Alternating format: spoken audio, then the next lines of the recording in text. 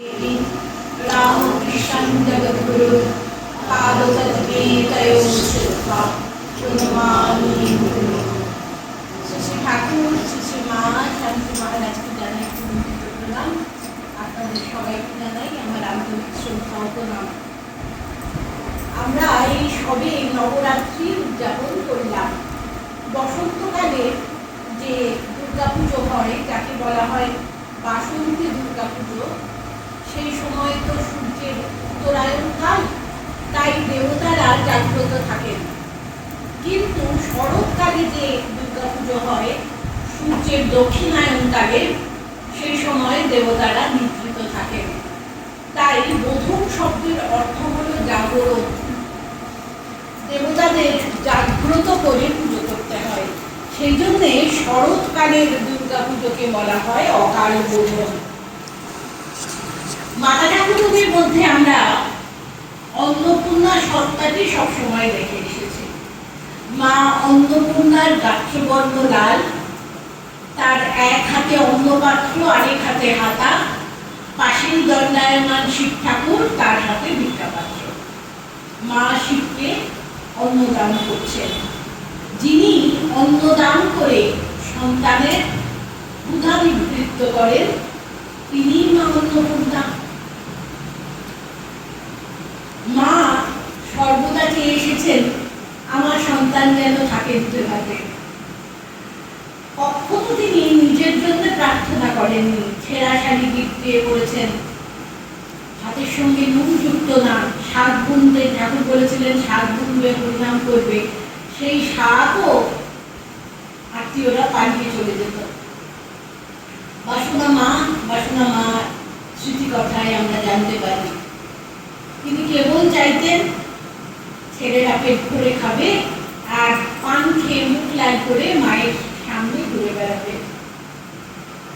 পুরাণে আছে মা অন্নপূর্ণার যে আবির্ভাবের কাহিনী, সেটা হলো যে কাশীতে ব্যাসদেব শিবের জন্য তপস্যা করছেন। তিনি সারাদিন সাধনা করেন আর একবার গিয়ে মাধুকরী ভিক্ষা করেন। তা শিব ঠাকুর তিনি তার সন্তানকে পরীক্ষা করতে চাইলেন যে তার ভক্তি বিশ্বাস কত। বেদব্যাস গেলেন মাধুকরী ভিক্ষায়, কেউ তাকে ভিক্ষা দিলেন না। পরের দিন আবার গেলেন, সেদিনও ভিক্ষা পেলেন না। এবার বেদব্যাস খুব রেগে গেছেন, একেবারে ক্ষুধার জন্য একেবারে পেট চুচুই করছে। তিনি তখন রেগে গিয়ে কাশীবাসীকে অভিশাপ দিয়েছিলেন।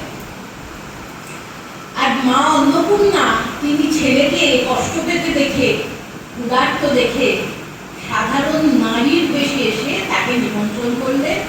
সশিষ্য বেদব্যাস মা অন্নপূর্ণার কাছে গেলেন। মা অন্নপূর্ণা তাকে অন্নদান করলেন। ভালোভাবে ভোজন করে তো তার সব রাগ ভুলে গেল। কিন্তু অন্নপূর্ণা মা তাকে সাজা দিলেন, কারণ তিনি কাশীবাসীকে অভিশাপ দিয়েছেন। মা বললেন যে চতুর্দশী আর অষ্টমী এছাড়া কোনোদিন ব্যাসদেব কাশীতে আর আসতে পারবে না। আসলে বেদব্যাস ভুল করেছিলেন। অন্ন যোগান অন্নপূর্ণা, কাশীবাসী মা। যিনি অন্নদা তিনি অন্নপূর্ণা। রায়নাকার ভারতচন্দ্র রায় অন্নদা মঙ্গল কাব্যে মা অন্নপূর্ণার আবির্ভাবের কাহিনী বর্ণনা করেছেন। যে শিব ঠাকুর তিনি যেমন শ্মশান মশানে ঘুরে বেড়ান, কাজকর্ম কিছু করেন না। গৌরী গেলেন খুব রেগে, উমা তিনি রেগে মেগে বাপের বাড়ি চলে গেলেন এবং বাপের বাড়িতে জয়া বিজয়া তাকে পরামর্শ দিলেন কিভাবে শিব ঠাকুরকে জব্দ করা যায়। তিনি সমস্ত অন্ন হরণ করলেন। শিব ঠাকুর ভিক্ষাপাত্র নিয়ে বেরোলেন, কিন্তু অন্ন ভিক্ষা পেলেন না। তখন তিনি সেই উমার কাছে এলেন এবং উমা তাকে অন্নদান করে বলেন অন্নপূর্ণা। শিব ঠাকুর খুব খুশি হলেন এবং বিশ্বকর্মাকে বললেন যে কাশীতে মা অন্নপূর্ণার মন্দির নির্মাণ করো এবং মা অন্নপূর্ণার বিগ্রহ নির্মাণ করো। সেই থেকে মা অন্নপূর্ণা হলেন কাশীবাসী এবং শিবপুরী হল অন্নপূর্ণা পুরী। খুব সুললিতভাবে, সুললিত ছন্দে রায়গুণাকার ভারতচন্দ্র রায় অন্নদামঙ্গল কাব্যে মা অন্নপূর্ণার কথা বর্ণনা করেছেন। তিনি লিখেছেন, অন্নপূর্ণা উত্তরীলা গামিনীর তীরে পার করো বলিয়া ডাকিল পাটনীরে, সেই ঘাটে খেয়া দেয় ঈশ্বরী পাটনী, তরায় আনিল নৌকা বামাস্বর শুনি। নারী কণ্ঠের স্বর শুনে সেই ঈশ্বরী পাটনী মাঝি তাড়াতাড়ি ঘাটে নৌকা নিয়ে এলেন। তখন সাধারণ নারীর বেশে তিনি এসেছেন, তো তিনি নৌকায় বসলেন, কিন্তু পাটা বাইরের দিকে করে বসলেন। তখন ঈশ্বরী পাটনী বলেছিলেন যে, মা, জলে কিন্তু খুব কুমিরের উপদ্রব, তুমি পাটা ভেতরে ঢুকিয়ে নাও। তখন বলছেন যে অন্নপূর্ণা বললেন যে, তোর নায়ে ভরা জল আলতা ধুইবে পদ কোথা থুব বল। তোর নৌকায় যে জল থই থই করছে, আমার পায়ের আলতা ধুয়ে যাবে। তখন সেই জল সেচার সেউটি মা অন্নপূর্ণাকে মাঝি দিলেন এবং যেই মাত্র পা রাখলেন সেই সেজুতি বা সেউটি সোনা হয়ে গেল। তখন মাঝি খুব আশ্চর্য হয়ে গেলেন, এই মেয়ে তো মেয়ে নয়, দেবতা নিশ্চয়, তার মনে হলো, এবং বললেন যে, না, আপনি সাধারণ নারীর বেশে এসেছেন, আপনি সাধারণ মানবী হতেই পারেন না, আপনাকে আপনার পরিচয় দিতে হবে। তখন অন্নপূর্ণা দেবী বললেন, আমি দেবী অন্নপূর্ণা, প্রকাশ কাশীতে, চৈত্র মাসে মোর পূজা শুক্লা অষ্টমীতে। তখন মাঝি বললেন যে, আপনি যখন দেবী, আপনাকে বর দিতে হবে। দেবী বললেন, বড় কি বর চাও? তখন দেবী বলেছিলেন যে, তুমি যা বলবে আমি তাই দেব। মাঝি বলেছিলেন, আমার সন্তান যেন থাকে দুটো পাতে। এই জনক আর জননী, পৃথিবীতে এই দুটি সম্পর্ক আছে যাদের কাছে সন্তানের ভালোই শেষ কথা। এটা সাধারণ মাঝি, সে তো টাকা পয়সা চাইতে পারত। অন্নপূর্ণা মা বলেছেন, যা চাইবে তা দেব। সে তো বৈভব চাইতে পারত, ঐহিক সুখ চাইতে পারত, পারমার্থিক ঐশ্বর্যতা চাইতে পারত, কিন্তু সে কি বলছে, আমার সন্তান যেন থাকে দুধের ভাতে। এবং মা অন্নপূর্ণা বললেন, তথাস্তু। আমরা জানি, যখন শ্রীরামকৃষ্ণ কাশীপুরে আছেন, তখন তার ভাবি সংঘের স্থপতিদের পাঠিয়েছিলেন মাধুকরী ভিক্ষায়। তারা ভিক্ষাপাত্র নিয়ে এসে দাঁড়িয়েছিলেন মায়ের দোরগোড়ায় এবং বলেছিলেন, অন্নপূর্ণে সদা পুণ্যে শঙ্কর প্রাণবল্লভে। মা তাদের 1 টাকা দিয়েছিলেন, দিয়ে আশীর্বাদ করেছিলেন। অর্থাৎ যে অমৃতত্ব আহরণ ও বিতরণের উত্তরাধিকার তারা পেয়েছেন গুরুদেব শ্রীরামকৃষ্ণের কাছ থেকে, তা যেন 16 আনা জয়যুক্ত হলো মায়ের আশীর্বাদে। নলিনী দিদি একদিন মাতা ঠাকুরকে বিরক্ত করছেন, একই কথা বলে যাচ্ছেন যে, আমি কাশী যাব, আমি কাশী যাব। তখন মা বলেছিলেন, কাশীর অন্নপূর্ণা কি কথা কইছে না? তুমি যার সঙ্গে কথা বলছো তিনিই তো কাশীর অন্নপূর্ণা।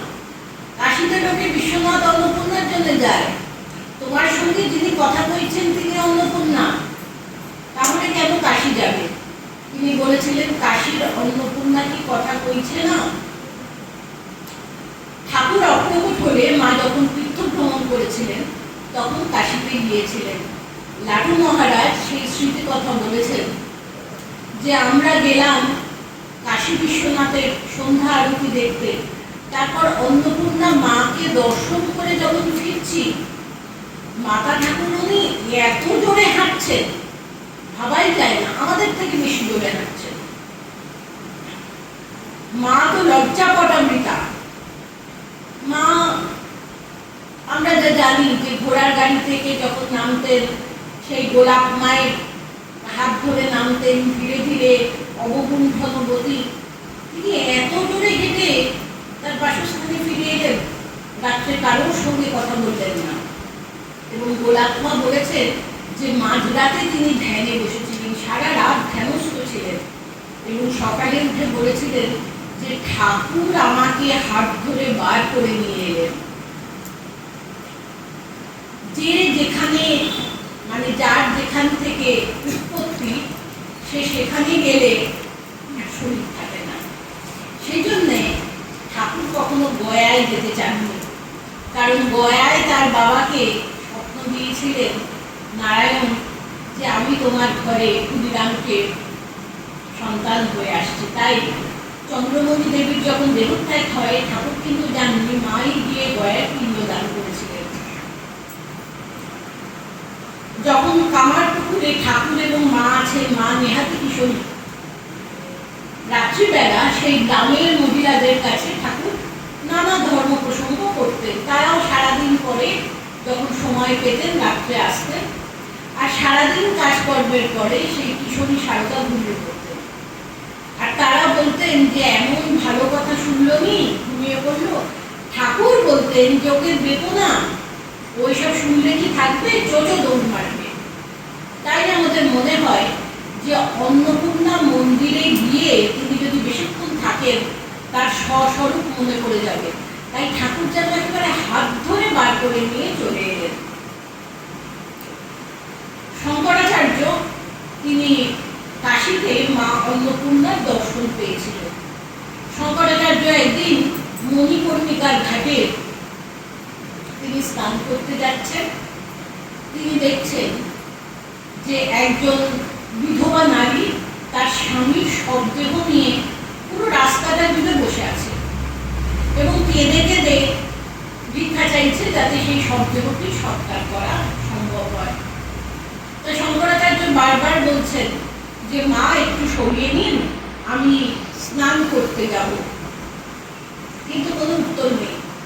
তখন অতি সন্তর্পণে আচার্য শঙ্কর স্নান করতে গেলেন এবং ফিরে এসে দেখছেন সেই রমণী ওইভাবেই বসে আছেন রাস্তা জুড়ে এবং কেঁদে কেঁদে ভিক্ষা চাইছেন তার স্বামীর শবের সৎকার করার জন্য।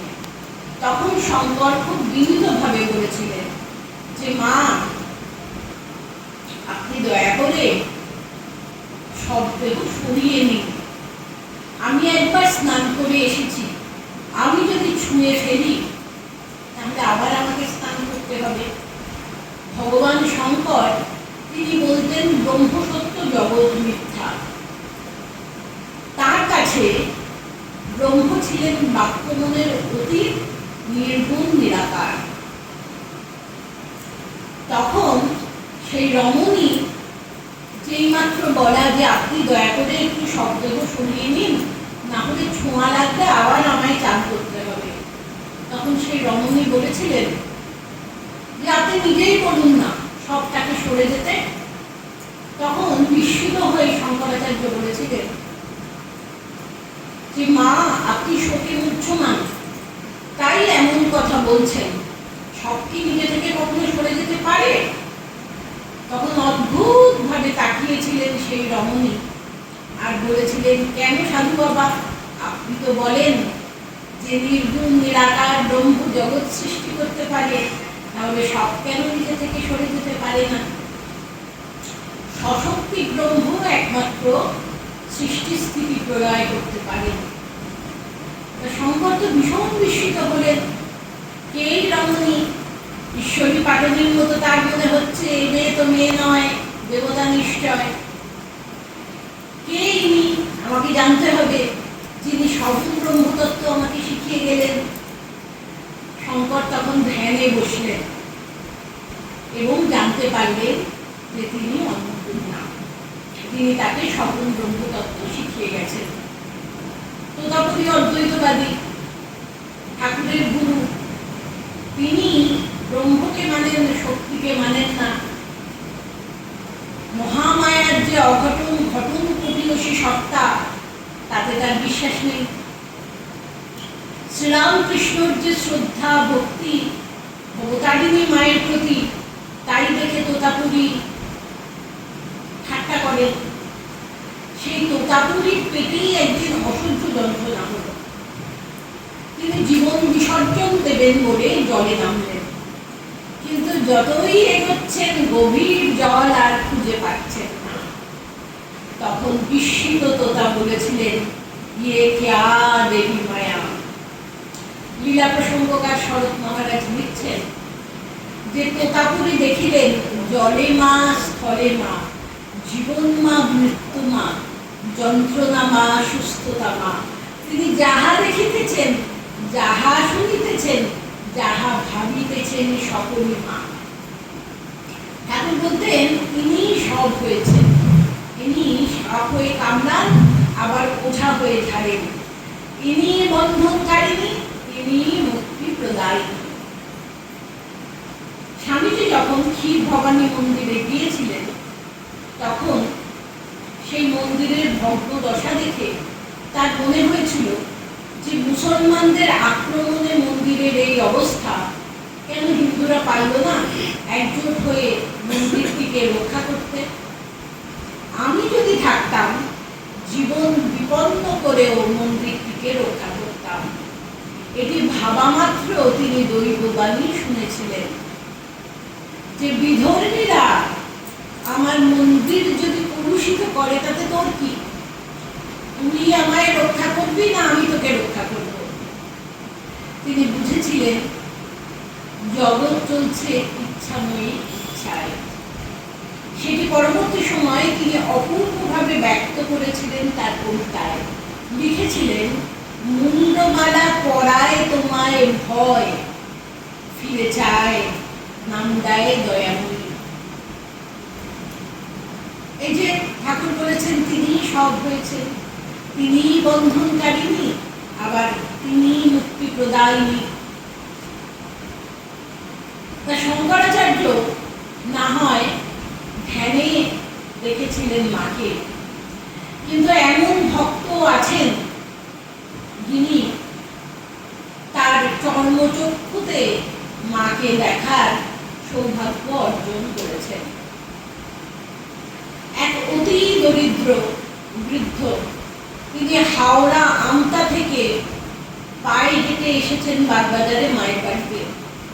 সঙ্গে একটি সুপক্ষ বেল আর 108টা অপরাজিতা দিয়ে গড়ায় একটি মালা।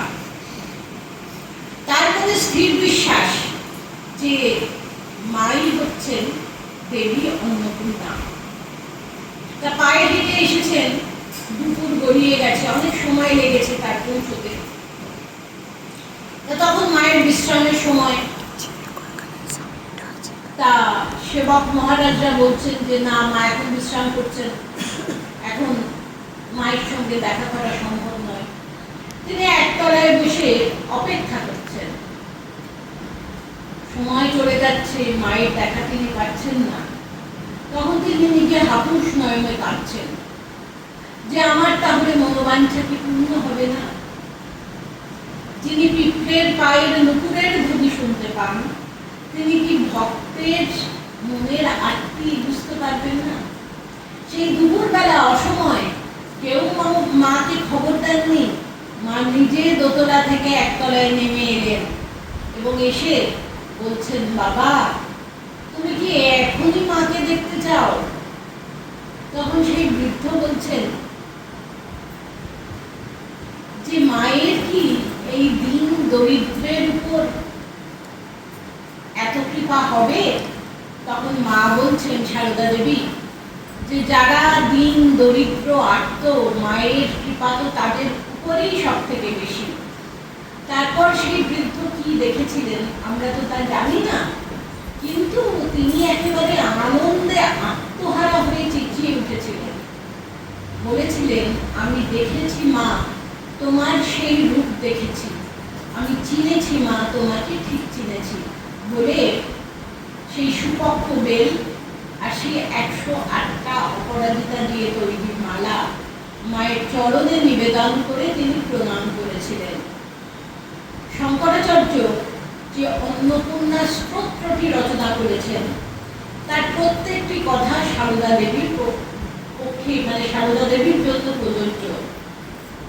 তিনি লিখেছেন, নিত্যানন্দ করি বরা ভয় করি, সৌন্দর্য রত্না করি, নির্ধুত অখিল ঘোর পাবন করি, প্রত্যক্ষ মাহেশ্বরী। নিত্যানন্দ করি মানে যিনি মায়ের কাছে এসেছেন তিনি আনন্দ দিয়ে ফিরেছেন। বরা ভয় করি, মা সবসময় বলেছেন বাবা ভয় কি, আর কেউ না থাক, জানবে একজন মা আছেন যিনি তোমায় সারা জীবন রক্ষা করবেন এবং সময় হলে নিত্যধামে পৌঁছে দেবেন। সৌন্দর্য রত্না করি, তিনি আত্মিক সৌন্দর্যের সাগর। এখন বলছেন এবার মা রূপ ঢেকে এসেছেন, আছে সন্তানের অকল্যাণ হয়, কেউ তাকে অন্য চোখে দেখে এবং অকল্যাণ হয়, তাই রূপ ঢেকেও এসেছেন। জগৎ প্রত্যক্ষ করছে আত্মার মহাবিকাশ।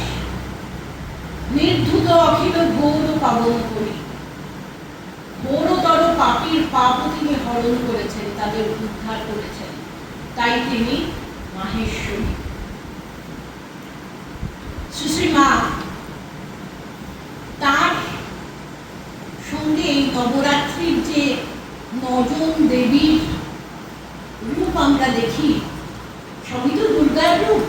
এই ৯টি রূপ কিন্তু মা দুর্গারই এক একটি রূপ। যেমন নবরাত্রির প্রথমা তিথির দেবী শৈলপুত্রী, ব্রহ্মচারিণী, এইরকম ৯টা রূপ আছে। কাত্যায়নী, সিদ্ধিদাত্রী, এই প্রত্যেকটা রূপের সঙ্গে মায়ের জীবনের সাদৃশ্য কিন্তু আমরা দেখতে পাই। যেমন প্রথম রূপটি হচ্ছে, প্রথমা তিথির দেবী হচ্ছেন শৈলপুত্রী। তিনি হিমালয়ে কন্যা, হিমালয়ের অত্যন্ত আদরের মেয়ে, হিমালয় এবং মেনকা দেবীর কন্যা। এই যে আমরা বলছিলাম যে শিব ঠাকুর কাজকর্ম করে না বলে আদরিনী কন্যা রেখে দিয়ে বাপের বাড়ি চলে গেলেন, তাই হিমালয় খুব ভালোবাসতেন এবং তিনি অত্যন্ত আদরণীয়। আমরা দেখি রামচন্দ্র মুখোপাধ্যায়, তার হয়তো অর্থ ছিল না কিন্তু পারমার্থিক সম্পদ অনেক ছিল। তাই যখন জয়রামবাটিতে দুর্ভিক্ষ হয়েছিল তিনি অন্নছত্র খুলে দিয়েছিলেন যাতে ক্ষুধার্ত মানুষরা এসে একটু খিচুড়ি খেয়ে প্রাণের জ্বালানো দেয়। তিনি বলে দিয়েছিলেন যে এই খিচুড়ি বাড়ির সবাই খাবে, শুধু আমার সারদার জন্য 2টি ভালো চালের ভাত হবে বলছে। এমনই আদরিনী কন্যা। শ্যামাসুন্দরী দেবী একদিন বলছেন যে লোকে মেয়ে জামাইকে নিয়ে কত আহ্লাদ করে, আমার শালুর এমন পাগল জামাইয়ের সঙ্গে বিয়ে হলো, ছেলেগুলোও হলো নি, সংসারের কোনো সুখও পেল নি, এমন পাগল জামাই। তো 2-3বার এরকম পাগল জামাই বলেছেন। তখন মাতা ঠাকুরানী গম্ভীর হয়ে বলেছিলেন যে প্রতিনিন্দা সহ্য করতে না পেরে সতী দেহত্যাগ করেছিলেন, এবারও কি তাই হবে? ব্যাস, শ্যামাসুন্দরী দেবী চুপ করে গিয়েছিলেন।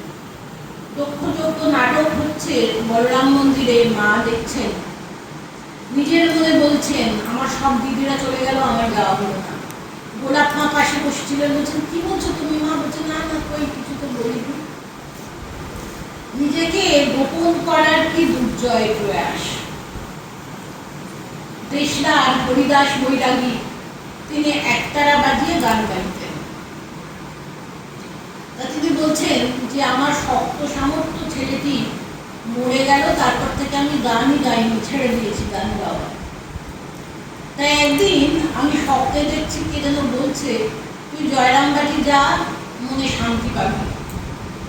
তা আমি ভেবেছিলাম যে ভোরের স্বপ্ন তো সফল হয়, আমি জয়রামবাটি গেলাম। আগেও মুখুজ্জদের বাড়িতে যেতাম, শ্যামাসুন্দরী দেবীর কথা বলছেন যে মা আমাকে প্রসাদ দিতেন, টাকা দিতেন, কখনো চাল দিতেন। তাই এবার দুর্গাপুজোর সময় যখন গেলাম তখন মাতা ঠাকুরানী এসেছিলেন, মানে সারদা দেবী। বলছেন এই গানটি আগেও গেয়েছি কিন্তু এত ভালো লাগেনি, সেইবার যখন গিয়েছিলাম যে কি আনন্দের কথাও মেয়ে লোক মুখে শুনি সত্যি বল শিবানী, অন্নপূর্ণা নাম নাকি তোর কাশীধামে। অর্পণে তোমায় যখন অর্পণ করি, ভোলানাথ ছিলেন মুষ্টির ভিখারি। এখন নাকি তার দাঁড়ে আছে দাড়ি, দেখা পায় না তার ইন্দ্রচন্দ্র জমে। খ্যাপা খ্যাপা বলতো দিগম্বরে, যন্ত্রণা সয়েছি কত ঘরে পড়ে। এখন নাকি তিনি রাজা কাশীপুরে, বিশ্বেশ্বরী তুই বিশ্বেশ্বরের বামে। এই গানটা গাইবার পর মাতা ঠাকুরানী আমাকে চাল দিতে এলেন, এবং আমি দেখছি নিজের চোখে যে তিনি তো মা নন, তিনি স্বয়ং দুর্গা।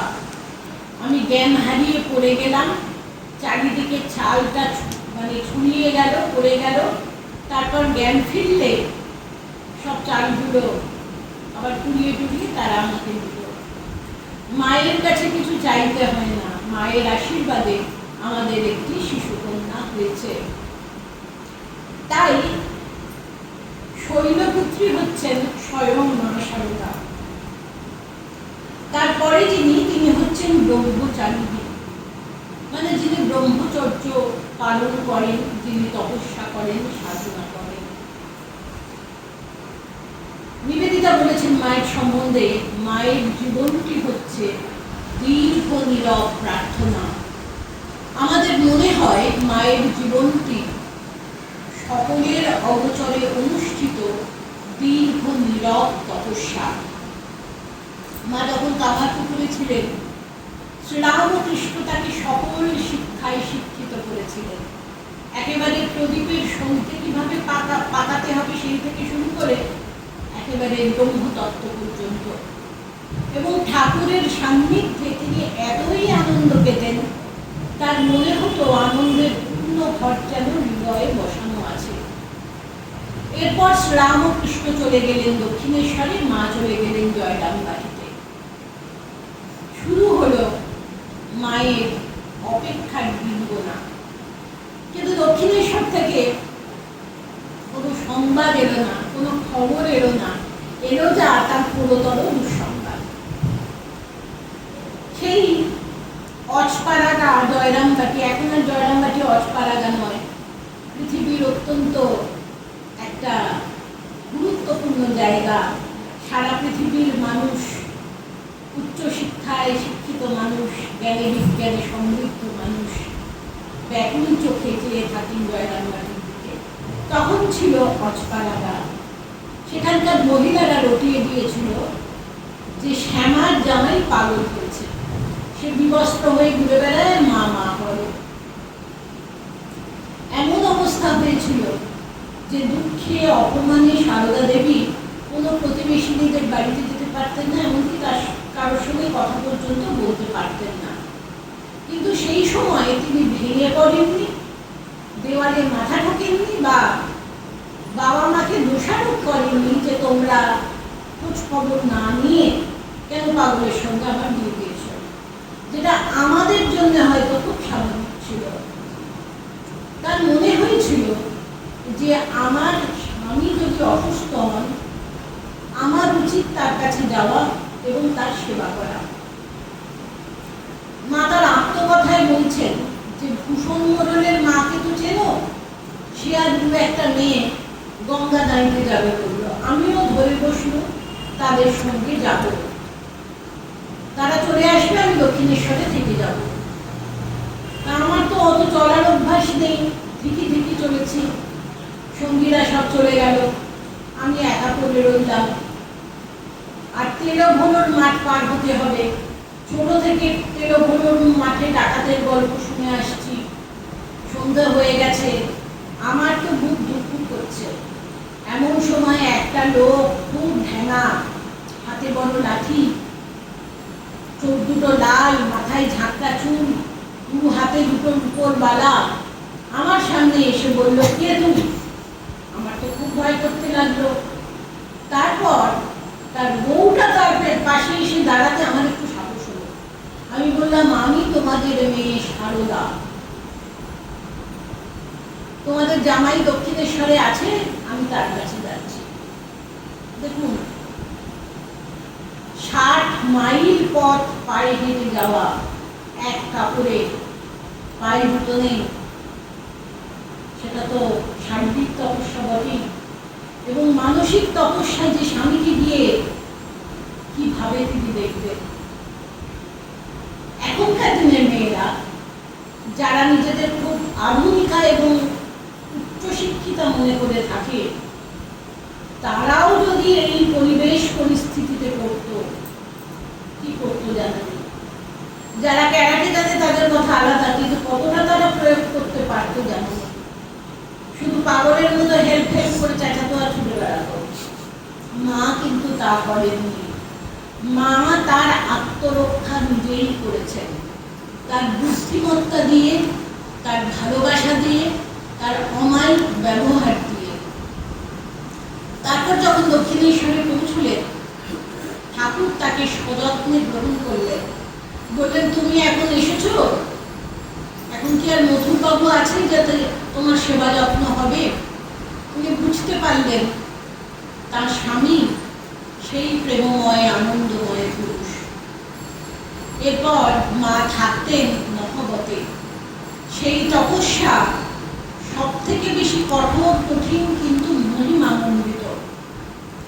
কলকাতা থেকে যারা যেতেন তারা বলতেন যে সতীলক্ষ্মীর কি অবস্থা, এ যেন সীতার বনবাস। ওইটুকু ঘরে থাকতেন, স্ত্রী ভক্তরা এলে মায়ের সঙ্গে সেই ঘরেই থাকতেন। সারা ঘর জিনিসপত্রে ঠাসা। শিকের ওপর আবার ঠাকুরের জন্য মাগুর মাছ কেনা হতো, সেটা ঝুলতো সারা রাত। মা মাগুর মাছের কলকলানি শুনতেন। 3 থেকে 4 সের আটার রুটি প্রতিদিন হতো। ঠাকুরের আলাদা রান্না, ভক্তদের আলাদা রান্না। শ্রীরামকৃষ্ণের ঘর যখন ধর্মালাপে মুখরিত থাকতো, মা ঘুমটার আড়ালে শুধু কায়িক পরিশ্রম করে যেতেন। এবং মায়ের সেই অত্যাশ্চর্য পরিশ্রমেই কিন্তু ঠাকুরের জগৎ সচল থাকত। শ্রীরামকৃষ্ণের কাছে আসতেন so called elite class, Keshabchandra Sen, নাট্যাচার্য গিরিশ ঘোষ, নরেন্দ্রনাথ, ডাক্তার রামদত্ত। আর মা ঘোমটার আড়ালে শুধুমাত্র ভাবতেন যে আমি যদি এইসব ভক্তদের মতো হতাম, তাহলে ঠাকুরের কাছে বসতে পারতুম, কত কীর্তন হচ্ছে শুনতে পারতুম, কত ধর্ম প্রসঙ্গ শুনতে পারতুম। তিনি নহবতের চিকে ফুটো করে চোখ রেখে দাঁড়িয়ে থাকতেন। হয়তো 2 মাস দেখাই হলো না, বলতেন, মন, তুই এমন কি ভাগ্য করেছিস যে তার সঙ্গে প্রতিদিন দেখা হবে।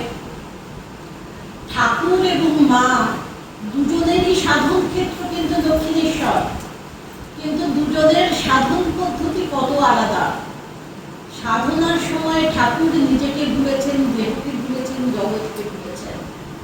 কিন্তু মা তো জগৎ জননী, তিনি তো জগৎকে ভুলতে পারেন না। তিনি জগতের মধ্যে থেকে 4 ভাগের 3 ভাগ মন ভগবানের চরণে রেখে 1 ভাগ মন দিয়ে তিনি খুবভাবে সংসার করেছেন। কত নিখুঁত সেই কাজ আমরা বুঝতে পারি। মা বলছেন যে রঙ্গন আর জুঁই ফুল দিয়ে মালা গেঁথেছিলাম। ভবতারিণীর মায়ের গলার সোনার হার খুলে সেই মালা পরানো হয়েছিল। ঠাকুর একেবারে মোহিত হয়ে গিয়েছিলেন সেই মা কালীর রূপ দেখে। বলেছিলেন, কি এমন সুন্দর মালা গেঁথেছে। মা গেঁথেছে শুনে বলেছিলেন, ওকে নিয়ে এসো, একবার দেখুক। এই একটাই ঘটনা আমরা পাই যেখানে মা এবং ঠাকুর একসঙ্গে অবস্থান করছেন কালী মন্দিরে। মা বলতেন, আর কোনো কষ্ট ছিল না, শুধু শৌচে যাবার যা কষ্ট। সকালবেলা শৌচে পেলে রাত্রিরে যেতে হতো। চেপে চেপে পেটে ব্যথা হয়ে গেল, বলতাম, হরি হরি, যদি একবার শৌচে যেতে পারতাম। ভোর 4টে স্নান করতাম, আর বিকেল 3টের সময় ওই নহবতের ছোট্ট বারান্দায় যে রোদ পড়তো তাতে চুল শুকাতাম। ঠাকুরের জন্য কোনো কষ্টই কষ্ট বলে মনে হতো না। তিনি কোনোদিন আমাকে একটা ফুল দিয়েও আঘাত করেননি, তুমি ছাড়া তুমি কোনোদিন বলেন। এটা কি ব্রহ্মচর্য নয়? এটা কি তপশ্চর্য নয়? মা ভাবমুখে থাকতেন। ঠাকুর যেমন বলতেন নিত্য আর লীলার মধ্যে বাজ খেলানো, সেই রকম স্বচ্ছ দৃষ্টিবানরা মনে করেন যে ইন্দ্রিয় গ্রাহ্য আর অতীন্দ্রিয় এই দুই জগতের মধ্যে কোথাও ছিল তার মনের স্থিতি, এবং একটি থেকে আরেকটিতে তিনি সহজে বিচরণ করতে পারতেন। পরের রূপটি হচ্ছে চন্দ্রঘণ্টা, যার যে দেবীর মাথায় অর্ধচন্দ্র আকারের সেই চন্দ্রিমা, যার জন্মমান এবং যার হাতে ঘণ্টা।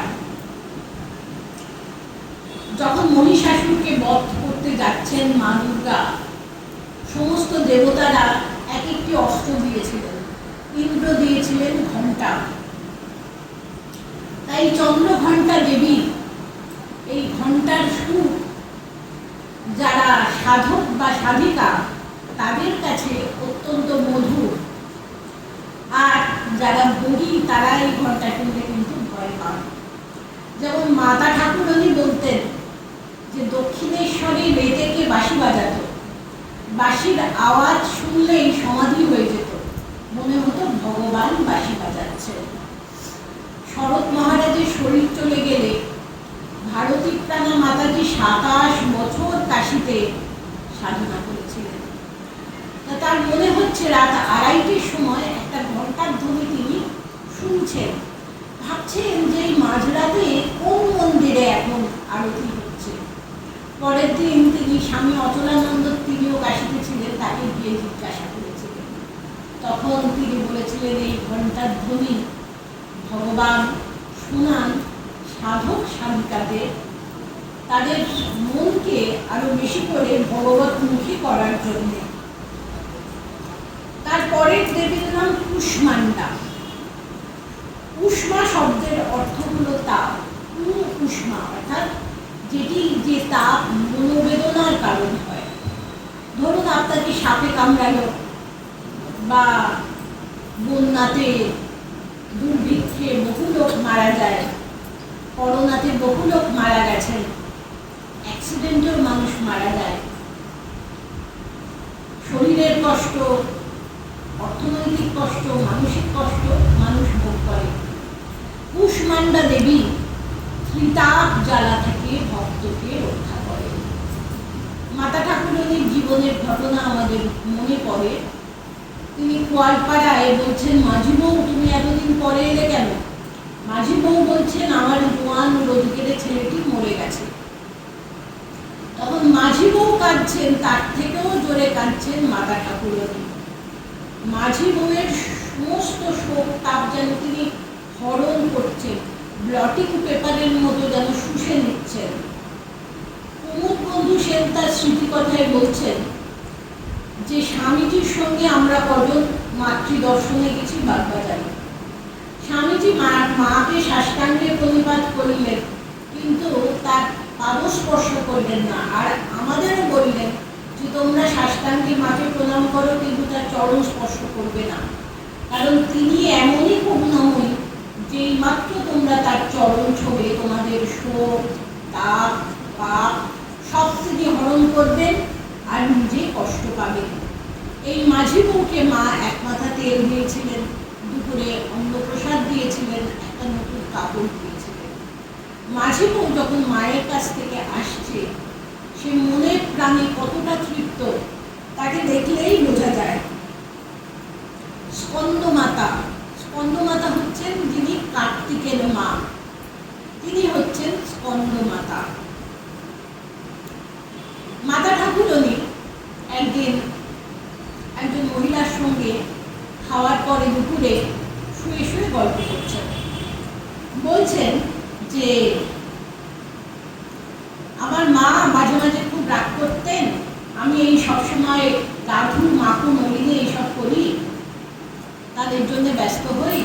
মা বলতেন তাও যদি একটাকে পেটে ধরতো বলে হাসছেন, সেই মহিলাও হাসছেন। সেই স্ত্রী ভক্ত হঠাৎ বলেছিলেন যে মা, তাহলে দিদিমা যদি এখন থাকতেন কি বলতেন? আপনার তো এখন শত সহস্র সন্তান, কিন্তু আপনি তো একজনকেও পেটে ধরেননি। যেই মাত্র বলা, মা শুয়েছিলেন, ক্ষুব্ধ হয়ে উঠে বসলেন এবং বলছেন, কি বললে তুমি? আমি তোমাদের পেটে ধরিনি? তাহলে কার পেটে তোমরা হয়েছ? আমি তোমাদের জননী নই? তাহলে কে তোমাদের জননী? মনে রেখো, সব জননীর মধ্যে আমি আছি। সেই জন্য বলা হয়, নিখিল মাতৃ হৃদয় সাগর মন্থন সুধামূরতি। সমস্ত জননীর স্নেহ সুধা একত্রিত হয়ে যে রূপ পরিগ্রহ করেছে, সেইটি মাতা ঠাকুরেরই রূপ। বলা হয়, তৎসৃষ্টা তদেব অনুপ্রাবিশৎ। তিনি জগৎ সৃষ্টি করে এই জগতে অবতীর্ণ হয়েছেন এবং সঠিক যারা সহ্য করেছেন শুধু আমাদের জন্য, আমাদের কল্যাণে। একবার আমার পুকুরে ঠাকুর এবং মা অবস্থান করছেন। ঠাকুর মাকে শুনিয়ে শুনিয়ে বলছেন যে ছেলে হলে মায়ের খুব আনন্দ হয়, অন্নপ্রাশনে কোমরে গোট করে নাচে, আর সেই ছেলেই মরে গেলে সেই কোমর ধুয়ে নাচলে কাঁদতে হয়। অর্থাৎ সারদা দেবী যেন সন্তান সন্ততির বাসনা না করে। মা সলজ্জ, অথচ সপ্রতিভভাবে বলেছিলেন, সবকটাই কি মরে যাবে? ঠাকুর চেঁচিয়ে উঠেছিলেন, জাত সাপের লেজে পা দিয়েছি, জাত সাপের লেজে। মা কোনো হেলে বা জোড়া সাপ নন, মা জাত সাপ। আপাত দৃষ্টিতে পল্লী বালা, সত্য জ্ঞানে সদা আলগা। যে কথাটি মা বলেছেন সেটা কি ঠাকুর জানতেন না? ঠাকুরও জানতেন। সরজবালা দেবী বলছেন যে শ্রীরামকৃষ্ণ আমাদের প্রায়ই বলতেন যে মহামায়া বিড়াল পুষিয়েও সংসারে রাখেন। ঠাকুর জানতেন, কিন্তু মায়ের সরস্বতী সত্তাটির প্রকাশ হোক সেটি তিনি চেয়েছিলেন। কারণ ঠাকুর ছাড়া তো মায়ের স্বস্বরূপ আর কেউ বুঝতে পারেননি। এই যে মায়ের সন্তান, বিশ্বজোড়া সন্তান। মাকে একজন জিজ্ঞাসা করছে, আপনার গর্ভজাত সন্তান কটি? মা বলছেন, এই বিশ্ব ব্রহ্মাণ্ডের সবাই আমার সন্তান। তিনি ব্রহ্মাণ্ড ভাণ্ড বলি। তার যেই সন্তান, রাখাল, নরেন, শরৎ, এরা সব কার্তিকের মতো। তিনি স্কন্দ মাতা। ঠাকুরের ইচ্ছায় এরা রামকৃষ্ণ সংঘ প্রতিষ্ঠা করেছেন, বহু জনহিতায় বহু জনসুখায়। এবং এই সংঘের মূল মন্ত্রই হচ্ছে আত্মসাক্ষম জগৎপিতায়। নিজের মুক্তি এবং জগতের সেবা। তা সেই সংঘের কর্তৃকে, সেই সংঘের মাতাকে, সেই সংঘের জননীকে তিনি হচ্ছেন স্কন্দমাতা সারদা দেবী। ষষ্ঠী তিথির দেবী হচ্ছেন কাত্যায়নী। কাত্যায়ন ঋষির কন্যা দেবী কাত্যায়নী। সবাই পুত্রের জন্যে ভাবেন, আশা করেন, কিন্তু কাত্যায়নী মুনি, তিনি কন্যার জন্য সাধনা করেছিলেন। অদ্ভুত। এবং যেই সময় তিনি সাধনা করেছিলেন সেই সময় অসুরদের আক্রমণে দেবতারা একেবারে বিব্রত।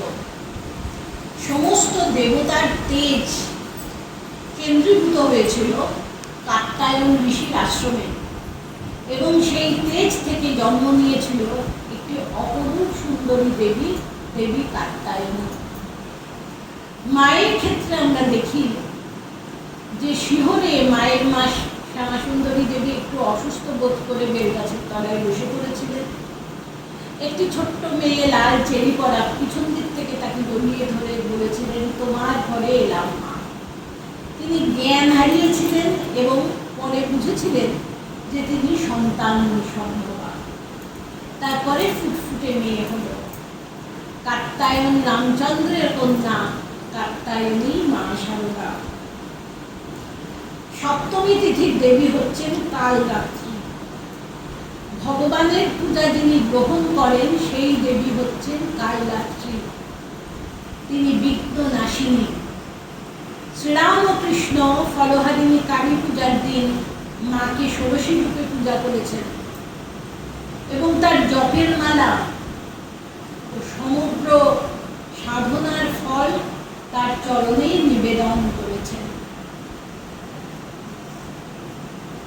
এই কালরাত্রি দেবী তিনি বিঘ্ন বিনাশিনী। শারদেশানন্দজি মহারাজ বলছেন যে জয়রামবাটিতে একদিন রাত 2-2:30টার সময় আমার ঘুম ভেঙে গেছে, দেখছি বাইরে একটা আলো জ্বলছে। তা আমি বাইরে বেরিয়ে দেখি মা লণ্ঠন হাতে সেখানে বসে খন্তা দিয়ে মাটি ফুটছেন এবং সেই ইট খোলামকুচি একটা ঝুড়িতে পড়ছেন। আমি বলছি, এত রাত্রে মা আপনি না ঘুমিয়ে কি করছেন? মা বলছেন, আস্তে কথা বলো, সবাই ঘুমাচ্ছে। তারপর বলছেন, বাবা এই কলকাতা থেকে ছেলেরা আসে, তাদের তো খালি পায়ে হাঁটার অভ্যাস নেই, এখানে খালি পায়ে হাঁটে, একজনের পিঠে কুচি পায়ে লেগে কেটেই গেল পা। আমি তাই এই রাস্তাটা একটু সমান করছিলাম। শারদেশানন্দজি বলছেন, ঠিক আছে আমি করছি, এবার আপনি বিশ্রাম করুন।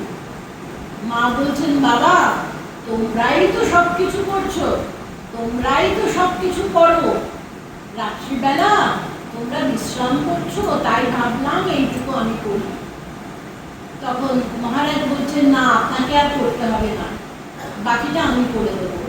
বলছেন, বাবা মায়েরা সন্তানের জন্য কত কিছু করেন, আমি তো কিছুই করি না, তুমি করলে কি আর আমার করা হবে? তুমি বিশ্রাম করো, বাকিটা আমিই করে দেব। তখন শারদেশানন্দজি মহারাজের চোখে জল। তিনি বলছেন যে মা শুধু তো এই রাস্তাটুকু পরিষ্কার করছেন না, তিনি বিমিত্র রজনী জেগে আমাদের জীবনপথটি নিষ্কণ্টক করছেন এবং সেটি করার জন্য সারা জীবন তিনি কাঁটার মুকুট করেছেন, কাঁটার মালা গলায় পড়েছেন। অষ্টমী তিথির দেবী মহাগৌরী।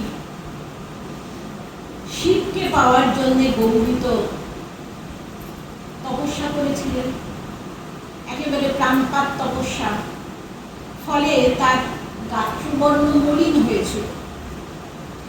শিব ঠাকুর একদিন ঠাট্টা করে বলেছিলেন কালো মেয়ে। গৌরীর খুব অভিমান হয়েছিল। তিনি ঠিক করেছিলেন যে আবার তপস্যায় বসবেন এবং গৌর বর্ণ তিনি ফিরে পাবেন। যেই শুনেছেন শিব ঠাকুর যে গৌরী আবার তপস্যা করবেন, ব্যাস শিবের তো একেবারে মাথা খারাপ হয়ে গেছে, গৌরীকে ছাড়াতে তিনি 1 মিনিট ভাবতে পারেন না। তখন তিনি সেই অভিমানী গৌরীর অভিমান দূর করেছিলেন। তিনি নিজেই গঙ্গা জল দিয়ে সস্নেহে তার স্ত্রী মূর্তি ধুইয়ে দিয়েছিলেন এবং গৌরী ফিরে পেয়েছিলেন সেই গৌরবর্ণ, আগের থেকে আরো বেশি উজ্জ্বল। গৌরী হয়েছিলেন মহাগৌরী। আমরা ঠাকুর এবং মায়ের ক্ষেত্রে দেখি যে মায়েরা একদিন মাথা ধরেছে, ঠাকুর একেবারে ব্যতিব্যস্ত। বারবার রামলাল দাদাকে বলছেন, ওরে রামলেরো মাথা ধরলো কেন? আবার বলছেন, ওরে রামলেরো মাথা ধরলো কেন? মানে যেন ঠাকুরের নিজেরই মাথা ধরেছে। একদিন লক্ষ্মী দিদি ভেবে তুই বলে ফেলেছেন, বারবার বলছেন, সে মনে কি অনুতাপ, তোমাকে আমি তুই বলে ফেললাম, তোমাকে আমি বুড়ো বাক্য বলে ফেললাম। তো মা বলছেন, কি হয়েছে? বলছেন আমার রাত্রে ঘুম হয়নি, মাকে তুই বলেছেন, তাই শিব ঠাকুর সারা রাত ঘুমাতে পারছেন না। খোকা মহারাজ তিনি যখন পূর্ব বাংলায় গিয়েছিলেন, একটা বক্তৃতায় বলছেন যে ঠাকুর এবং মায়ের কি সম্পর্ক, একে অপরের প্রতি ভালোবাসা এবং শ্রদ্ধা। গৌরীমা বলছেন যে 50 হাত দূরত্বে তারা থাকতেন দক্ষিণেশ্বরে, কিন্তু দিনের পর দিন দেখা হতো না, কিন্তু কি ভাব ছিল তাদের, কি ভালোবাসা ছিল। একদিন ঠাকুর এবং মা জয়রামবাটিতে গেছেন, খাওয়া দাওয়ার পর রাত্রে ঠাকুর ঘরে এসেছেন। মা কাজকর্ম করে যখন ঘরে এসছেন, দেখছেন খাটে ঠাকুর নেই, তার বদলে জমাট বাঁধা জটিল কুঞ্জ। মা খাটটি স্পর্শ করলেন না, একটা কোণে সারা রাত হাত জোর করে দাঁড়িয়ে রইলেন। ভোরবেলা সেই জটিল কুঞ্জ থেকে শ্রীরামকৃষ্ণ বেরিয়ে মাকে দেখে বললেন, মা আজ আমায় এরূপে দেখা দিলে, বলে সারদা দেবীকে তিনি সাষ্টাঙ্গে প্রণিপাত করছেন। যোগীন মা তিনি ঠাকুরকে বলছেন যে আমার খুব ইচ্ছা বৃন্দাবনে গিয়ে আমি সাধনা করি। ঠাকুর বলছেন বৃন্দাবনে যাবে, খুব ভালো খুব ভালো। তারপর বলছেন মাকে দেখিয়ে যে ওকে জিজ্ঞাসা করো। তখন মা বলছেন আমাকে আবার কেন জিজ্ঞাসা করা, তুমি তো বলেই দিলে, তোমার কাছে অনুমতি চেয়েছে, তুমি তো অনুমতি দিয়েছো, আমি আবার কি বলবো। তখন তিনি বলেছিলেন বৃন্দাবনে যাবে, ওর অনুমতি নিয়ে যাও, তাহলে সব পাবে। উনি বলেছেন ঠাকুর অনন্ত রাধার মায়া কখনে না যায়, কোটি কৃষ্ণ কোটি রাম হয়ে যায় রয়। কোটি কৃষ্ণ কোটি রাম আসবেন যাবেন, কিন্তু রাধার মায়া অনন্ত। তাই রাধার জায়গায় তুমি যাচ্ছ, বৃন্দাবনে যাচ্ছ, মা স্বয়ং রাধা, তার অনুমতি নিয়ে যাও, তাহলে বেশ হবে, তুমি সব পাবে। যোগানন্দ মহারাজকে বলেছিলেন ওর চরণ ধরে থাক, তাহলেই তোর সব হবে। যখন মা ঠাকুরের খাবার থালাটি নিয়ে আসতেন, ঠাকুর হয়তো বসে আছেন, দাঁড়িয়ে উঠতেন, উঠে হাত জোর করে প্রণাম করতেন, করে বলতেন ব্রহ্মময়ী ব্রহ্মময়ী। আর একদিন ঠাকুর খাচ্ছেন, মা বারবার মাটিতে মাথা ঠেকে প্রণাম করছেন, মাটিতে মাথা ঠেকিয়ে। ঠাকুর বলছেন তুমি বারবার প্রণাম করছো কেন? মা বলছেন আমি দেখলাম কাঁধ পর্যন্ত তুমি, তারপরে মাথাটা তোমার নয় মা কালী, মাথায় বড় সোনার মুকুট, তুমি খাচ্ছ না, মা কালী খাচ্ছেন। তখন ঠাকুর বলেছিলেন যে তুমি ঠিক দেখেছ। মায়ের তো অন্নপূর্ণা সপ্তাহ, ঠাকুরের কাছে ভক্তরা যে ফল মিষ্টি সব দিতেন, ঠাকুর পাঠিয়ে দিতেন নহবতে, আর মা তো সব ভক্তদের বিলিয়ে দিতেন। একদিন ঠাকুর বলেছিলেন এত খরচ করলে কি করে হবে। মা কোনো কথা বলেননি, নীরবে স্থান ত্যাগ করেছিলেন। মহাগৌরী তো অভিমানিনী, তিনি নীরবে স্থান ত্যাগ করেছিলেন। আর ঠাকুরের মনে হয়েছিল বোধহয় মা আঘাত পেয়েছে, মায়ের কষ্ট হয়েছে। তাড়াতাড়ি বলছেন ওরে রামলেলা তোর খুড়িকে শান্ত কর। ও যদি রাগ করে নিজেকে দেখিয়ে বলছেন এর সব কিছু নষ্ট হয়ে যায়। তাই শক্তির শক্তি বেশি, শ্রীরামকৃষ্ণের শক্তি মা সারদা, তার শক্তি বেশি। ডাকু মহারাজ বলছেন যে ঠাকুরের কাছে যা কিছু আসতো, ঠাকুর বলতেন একবার নহবতে দেখিয়ে নিয়ে আয়। অর্থাৎ মায়ের যদি কৃপা দৃষ্টি পড়ে, সেই দ্রব্যগুলি শোধন হয়ে যাবে। অনেক সময় ভক্তরা অনেক কিছু দেন, তাদের কামনা বাসনা সেই সব কিছু লিপ্ত থাকে, তাই সবাই সেগুলি গ্রহণ করতে পারেন না। যদি একবার মহাগৌরীর কৃপা দৃষ্টি পড়ে, তাহলে সেই দ্রব্যগুলি শোধন হয়ে যাবে। আমাদের ভাবতে অবাক লাগে, ভগবান যেটি গ্রহণ করতে সংকোচ বোধ করছেন, ভগবতী অবলীলায় তা গ্রহণ করছেন। নবম দেবী হচ্ছেন সিদ্ধিদাত্রী, মা হচ্ছেন সিদ্ধিদাত্রী। ধর্ম, অর্থ, কাম, মোক্ষ সব সন্তানকে দেয়, না চাইতেই দেয়।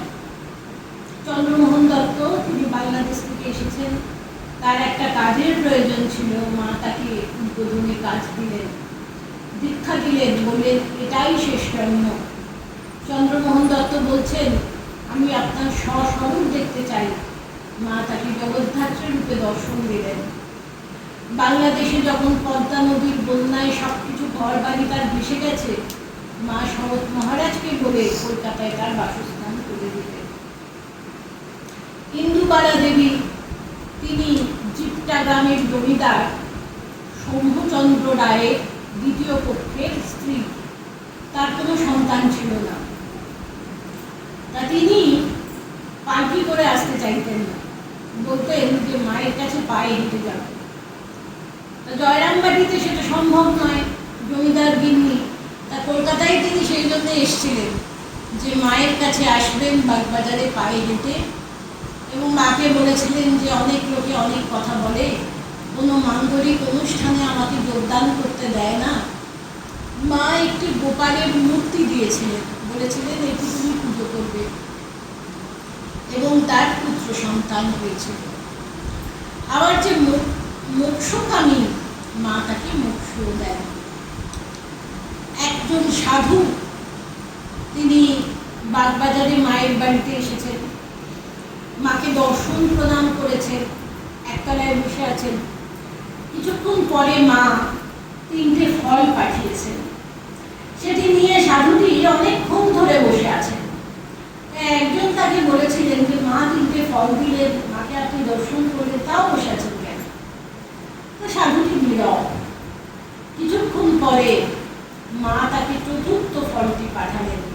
তখন সেই সাধুটি, যে বৃদ্ধ, আনন্দে আত্মহারা হয়ে বলেছিলেন মা তোমার সেই রূপ দেখেছি। সেই রকম এই সাধুটি, তিনি রামকৃষ্ণ সংঘের সাধু নন, তিনি আত্মহারা হয়ে আনন্দে বলেছিলেন মা তুমি আমাকে 4র্থ ফলটি দিয়েছ, তুমি আমাকে মোক্ষ ফলটি দিয়েছ। মা তো সর্বদেবদেবী স্বরূপিণী, কিন্তু আমাদের জীবনে ধরা দিয়েছেন আটকুড়ি জননী হিসাবে। শ্রীরামকৃষ্ণ বলতেন তোমাকে বেশি কিছু জানতে হবে না, তুমি কে, আমি কে, আমার সঙ্গে তোমার কি সম্পর্ক, এইটুকু জানলেই হবে। মা বলেছেন তিনি কথার মা নন, পাতানো মা নন, তিনি সত্য জননী, আমাদের সত্যিকারের মা। এই সত্যিকারের মা বলে তিনি চাইছেন আমরা যেন আত্মসমর্পণ করি তার কাছে, আর তিনি কিছু চান না আমাদের কাছে। আমরা অবোধ সন্তান, সদ্যজাত সন্তান, সে মায়ের দিকে কচি কচি হাত দুটো বাড়িয়ে দেয়। মা জানেন যে তার পক্ষে সম্ভব নয় সেই হাত দুটি জোরে, হাত দুটি দিয়ে তার গলা জড়িয়ে ধরা। মাই তাকে বুকে টেনে নেন। সেই রকম আমরা আজকের এই শুভ দিনে মায়ের কাছে প্রার্থনা করি যে আমি বা আমরা তোমার অবোধ সন্তান, তুমি আমাদের কৃপা করো, তুমি আমাদের কোনোদিন পৌঁছাবে